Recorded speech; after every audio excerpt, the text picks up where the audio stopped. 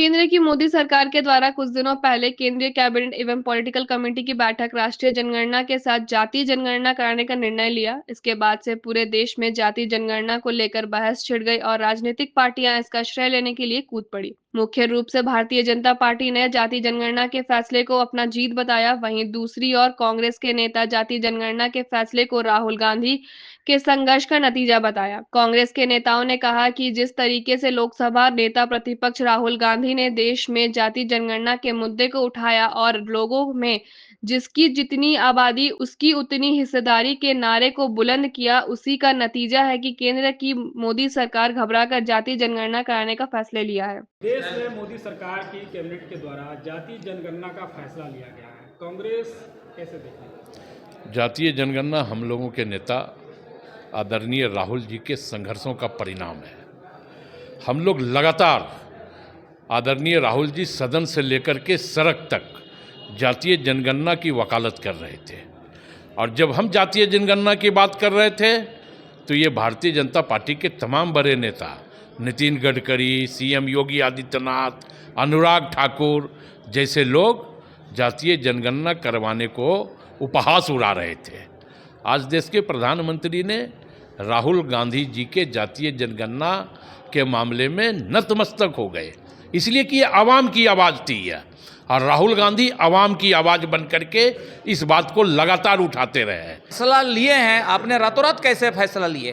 और इससे पहले जो इतना दबाव मिल रहा था, ये दबाव का परिणाम है।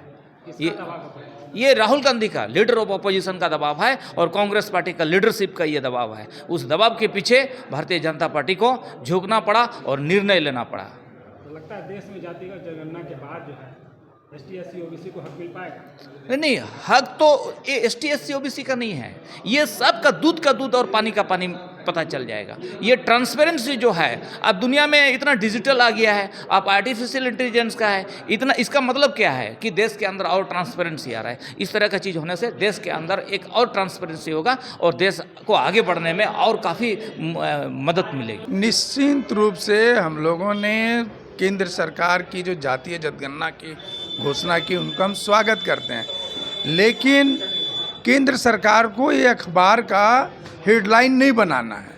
केंद्र सरकार को इसके लिए बजटीय प्रावधान करना होगा, इसके लिए एक समय निश्चित करें और जितना से जितना जल्दी हो वो जातीय जनगणना कराएं। ऐसा नहीं कि बोल करके मुद्दों से भटकाने के काम करें। निश्चित तौर पे हम लोग स्वागत किए हैं। जो अगले पिछले प्रधान के लोग हैं उनको लाभ मिलेगा, इसलिए उन्होंने बार बार मांग किया और भारतीय जनता पार्टी को विवश होकर के जातीय जनगणना का सहमति देना पड़ा। बीजेपी के लोग कह रहे हैं कि तो मोदी सरकार की बड़ी जीत है। आप देखे होंगे जब आदरणीय राहुल गांधी जी, हमारे प्रतिपक्ष के नेता, जब सदन में आवाज़ उठा रहा था तो भारतीय जनता पार्टी के लोग कहते थे कि जो अगर जातीय जनगणना कराएगा तो उनके साथ हम ये करेंगे वो करेंगे। तो पहले तो मोदी जी के साथ करें, करना चाहिए। राहुल जी का ये उपलब्धि है, देश की उपलब्धि है, उन्हें विवश होकर के किया है। मोदी जी का कोई ये नहीं है।